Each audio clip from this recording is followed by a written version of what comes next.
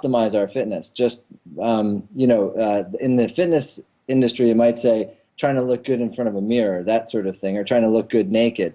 But realistically, it's about performance for us. So, being able to age well, age in a way that we can still pick up our son Spencer and play with him and run with him and still be fit. In other words, try to delay the aging process by optimizing our nutrition and our exercise.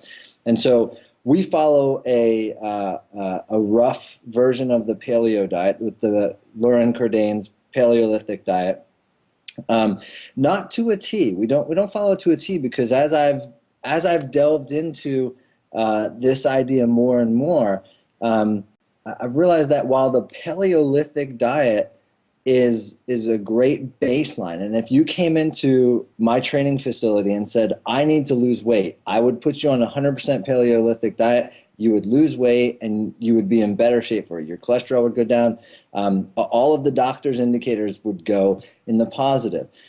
It might not be optimized for you. So if you came into my training facility and you wanted to get really big muscles, the Paleolithic diet is not going to make you have really big muscles because that's probably not a great adaptation to have if you're a quote-unquote caveman. And so some of the new foods, the post-agricultural revolutionary foods, are foods that have been designed and have resulted in a mass explosion of population in Homo sapiens. So there has to be something to that, and there could be products among there that can be uniquely capitalized on.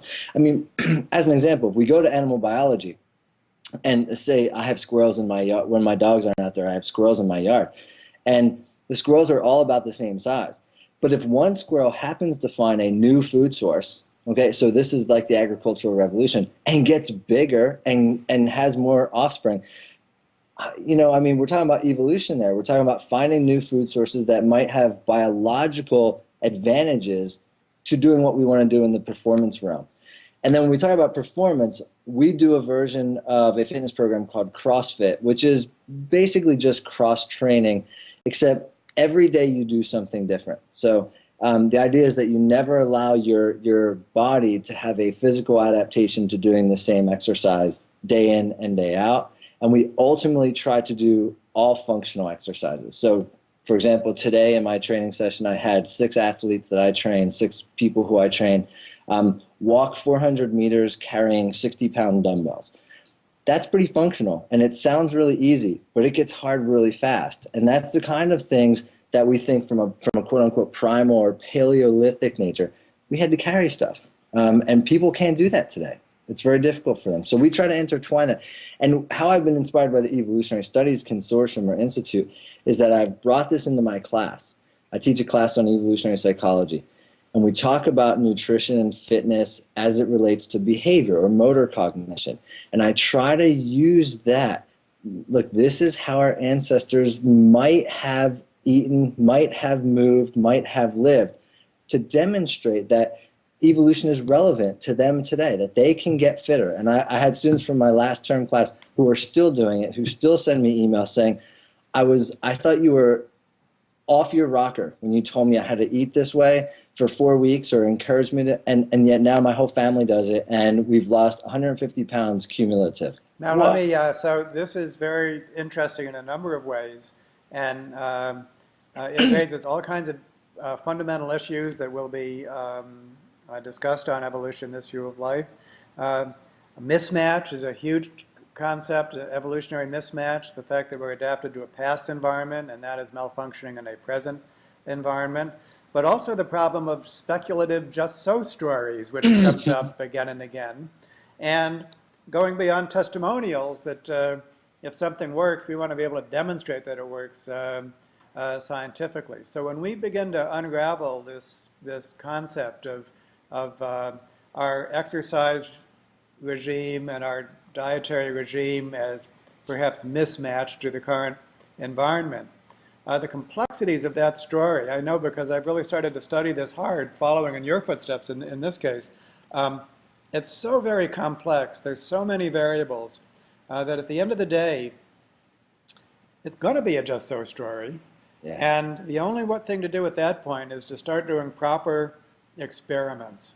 and to actually put people on different diets and different exercise regimes, and then to see what happens in a way that goes way beyond testimonials. It's actually, you've got the baseline data, you've got the randomized control trial, and then we could know, and we know your ancestry, we know all this kind of stuff to do it right. And so what we're preparing to do, we're calling it the EVOS Diet and Exercise Project provisionally, is to utilize the whole evolutionary community that's been organized in a sense through the EVOS consortium and start these trials going at a large enough scale so that we can have an empirical research program that goes along with the theorizing. And Yeah. it's at that point that we'll actually be able to say something definitive.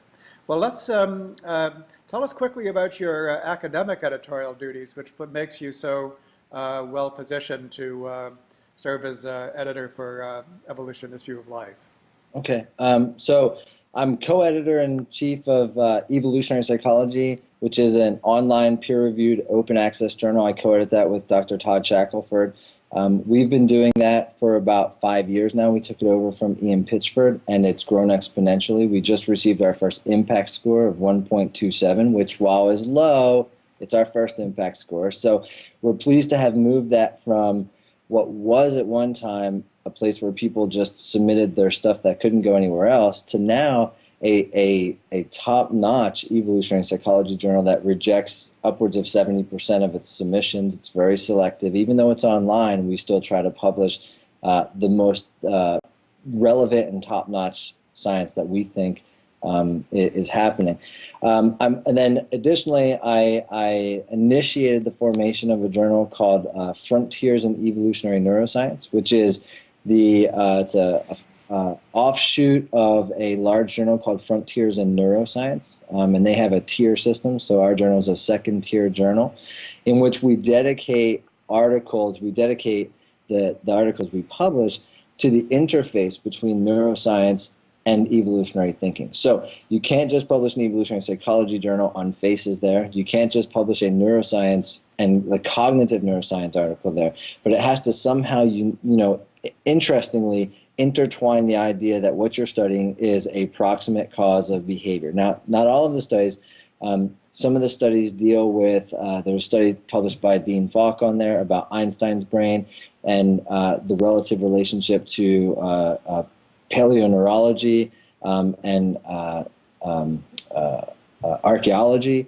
But it still brings in the idea of the brain and some kind of evolutionary content. So those are my two primary editorial roles. I'm also associate editor at Personality and Individual Differences and Human Nature, so still keeping along that evolutionary theme and trying my best to make evolutionary psychologists be honest about their reference to the brain. That's great. And so I think it's so exciting. And I see Evolution: This View of Life as adding a huge dimension to that and just providing a conduit from the world of basic science to the world of the public, the whole public realm. So we'll see how that works. And great interview. I look forward to hearing from you and and Austin on your blog on the magazine. And so I'll sign off now. This is David Wilson for Evolution: This View of Life. Thank you very much, Steve. Thank you. Okay, bye-bye.